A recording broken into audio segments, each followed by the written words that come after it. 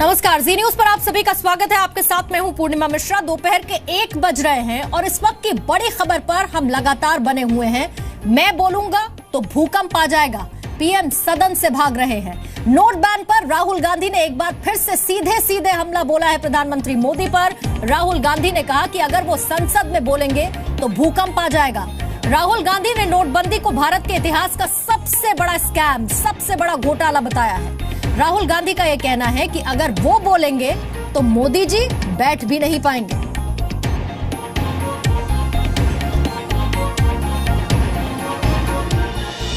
एक महीने से हम डीमोनेटाइजेशन पे चर्चा करना चाहते हैं। हम चाहते हैं कि सरकार हाउस के अंदर हमारे साथ डिबेट करे और जैसे मैंने कहा, दूध का दूध, पानी का पानी हो जाएगा। प्रधानमंत्री पूरे देश में भाषण दे रहे हैं, मगर लोकसभा में आने से डरते हैं। बात करिए हमारे साथ, हम करेंगे बात, आप करेंगे बात, देश को पूरा पता चल जाएगा डिमोनेटाइजेशन क्या है, किसको इससे फायदा मिला, किसकी मदद हो रही है, किसका नुकसान हो रहा है और ये क्यों किया गया है। ये मैं आपको बता रहा हूं, हिंदुस्तान का हिस्ट्री का सबसे बड़ा स्कैम है। पूरा का पूरा मैं अंदर बोलूंगा। मोदी जी बैठ नहीं पाएंगे। धन्यवाद। आप तो बोलने से रोक रहे हैं क्या? और क्या, मुझे बोलने से रोक रहे हैं? मैं तैयार हूं, 1 महीने से तैयार हूं। If they allow me to speak in parliament, you will see what an earthquake is going to come. क्या वजह है, क्यों नहीं बोलने दे रहे? राहुल के बयान पर वेंकैया नायडू ने चुनौती देते हुए कहा कि कैमरे पर नहीं बल्कि संसद में चर्चा करें। तो बीजेपी नेता सिद्धार्थनाथ सिंह ने कहा कि राहुल गांधी को ड्रामा करने की जरूरत नहीं है। वो चर्चा करना चाहते हैं बाजार में, ये अलाउड नहीं है। वो बाजार में जाके पब्लिक के साथ नहीं, टीवी कैमरा के साथ। अभी देखिए मोदी जी का पब्लिक मीटिंग देखिए। राहुल गांधी कह रहे हैं कि अगर आप उनको कहने तो पार्लियामेंट में भूकंप आ जाए। ठीक है भाई, भगवान भला करे, पार्लियामेंट से सब लोग बाहर आने के बाद हो जाए तो अच्छा होगा। उनका इच्छा ऐसा होगा, कारण क्या है, बहुमत ज्यादा बीजेपी के साथ है, इसलिए वो चाहते हैं मेरे ख्याल से। और वो नॉर्मली अपसेट होता है ज्यादा समय, इसलिए वो उन्होंने ऐसा सोचा होगा। भूकंप हो गया तो मैं नहीं चाहता हूँ, भूकंप नहीं होना चाहिए। अभी प्रकंप भी नहीं कर पा रहे आप, भूकंप का सवाल कहाँ से आया? मेरा कहना यह है, बहस करो। किसने रोका आपको? बीच में बहस से क्यों भाग गए? राज्यसभा में 2 दिन बहस होने के बाद। तो राहुल गांधी को दोहरे मापदंड की आवश्यकता नहीं है। उनके जो सांसद हैं वो वेल के अंदर जाते हैं और संसद को ठप करते हैं, उसकी जो कार्रवाई है उसको चलने नहीं देते। उसके लिए राहुल गांधी खुद स्वयं जिम्मेवार हैं। वो अपने सांसदों को कहें कि भाई आप संसद को चलने दो।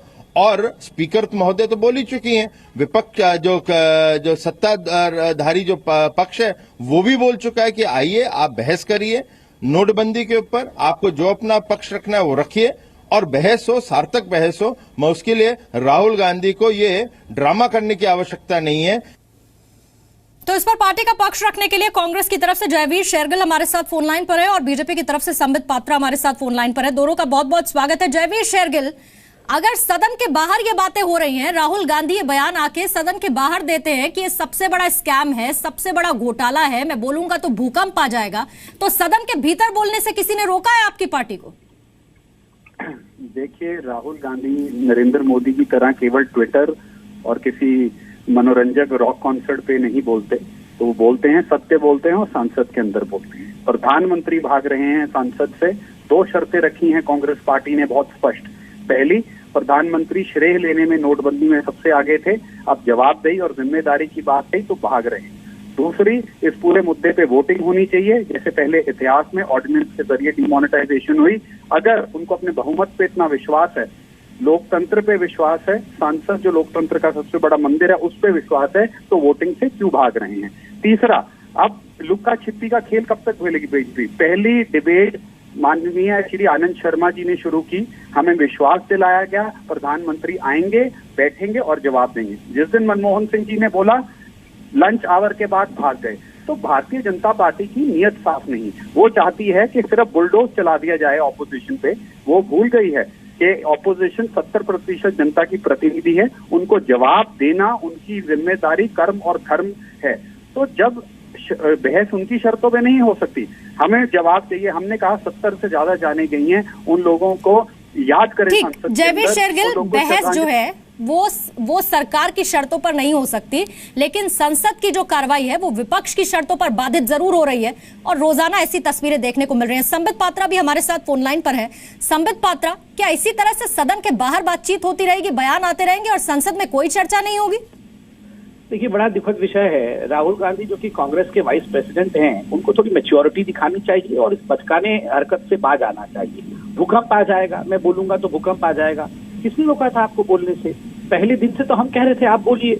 नहीं, अभी नहीं बोलूंगा। संबित पात्रा, सबसे बड़ा स्कैम बताया नोट बैन को राहुल गांधी ने। मैं इसका उत्तर दे रहा हूं। अब देखिए, जिन लोगों ने 60 वर्षों तक करप्शन का एपिसेंटर बना रखा था कांग्रेस पार्टी को, वो आज अर्थक्वेक के बारे में बात ना करें और कैंप के बारे में ना बात करें तो बड़ी बात है।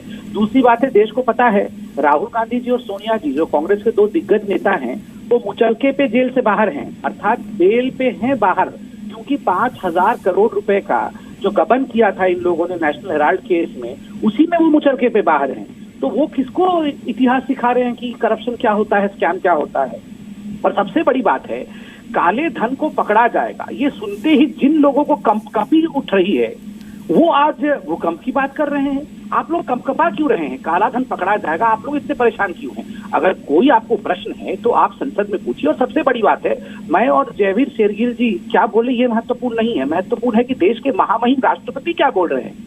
कल खुद राष्ट्रपति जी ने 2 टूक शब्दों में कह दिया कि ऑपोजिशन का ये अधिकार ही नहीं है कि वो इस प्रकार डिस्टर्ब करे और मेजोरिटी को गैग कर दे, मेजोरिटी के मुंह को बंद कर दे।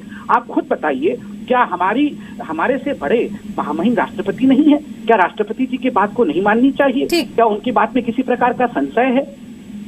जयवीर शेरगिल, एंट्रिक्स देवास घोटाला, कोयला घोटाला, 2G स्पेक्ट्रम घोटाला, कॉमनवेल्थ घोटाला, ऑगस्टा वेस्टलैंड घोटाला, राहुल गांधी ये भूल गए ये कहते हुए कि ये सबसे बड़ा स्कैम है? बिल्कुल, आप जो कह रही हैं, सरकार को आए 2.5 साल हो गए। कोयला घोटाला, 2G घोटाला, उसके बाद व्यापम घोटाला, चिक्की स्कैम, वसुंधरा राजे घोटाला, व्यापम में 50 से ज्यादा जाने गई। हमने दस्तावेज और कागज संसद में हमने बयान दिया कि अपने केवल दोस्तों की मदद करने के लिए नोटबंदी के नाम पे एक जो स्कैम हो रहा है उस पे जांच होनी चाहिए। जो हमने जेपीसी मांगी कि कैसे कुछ लोगों को नोटबंदी के फैसले 8 नवंबर से पहले पता लग गया और फायदा हो गया, कैसे आपके और मेरे पैसों से लोन राइट ऑफ हो रहे हैं, उस पे जेपीसी होनी चाहिए। तो सच का सच, झूठ का झूठ सामने आ जाएगा। तो बात यह, भारतीय जनता पार्टी केवल ढोल पीटना जानती है।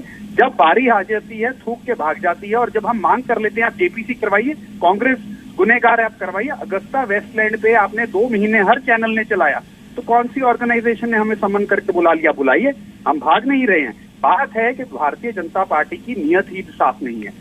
प्रधानमंत्री नरेंद्र मोदी